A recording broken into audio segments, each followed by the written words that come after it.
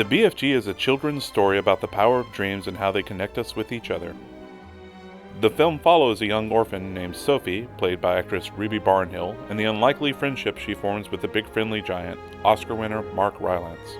The friendship is so important to the story that the whole approach to the production of the film was focused on making that bond believable.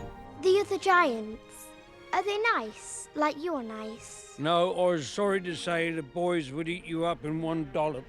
A unique shooting plan and methodology was developed in collaboration with director Steven Spielberg, production designer Rick Carter, and the production and visual effects teams. If you're at home, Rods. The goal was to embed the visual effects process into the on-set workflow and execute it side by side with the principal photography. A new kind of motion capture volume called Moody Mocap was created with texture and terrain, low lighting, and complex props to more closely approximate a full production shoot. Using a simulcam setup, CG elements, including live motion capture or simulcap, were piped into the camera in real time so operators could react and frame for moving giants in CG sets while shooting the plates. Virtual cameras allowed Mr. Spielberg to get his CG shots right alongside the live action.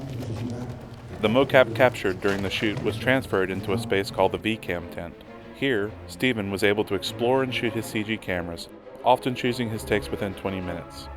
His selects were fed into the on-set editorial team to inform the edit as well as the following day's live-action shoot.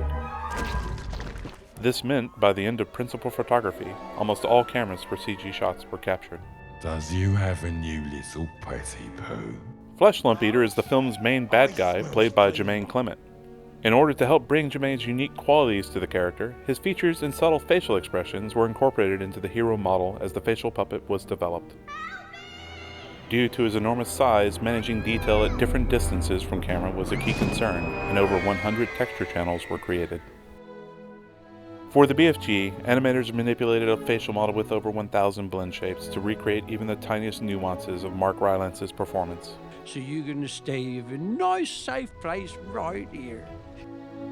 Mark played the BFG with a lot of inner conflict showing on his face. Even his more joyful moments were often tinged with sadness or melancholy and a certain world weariness.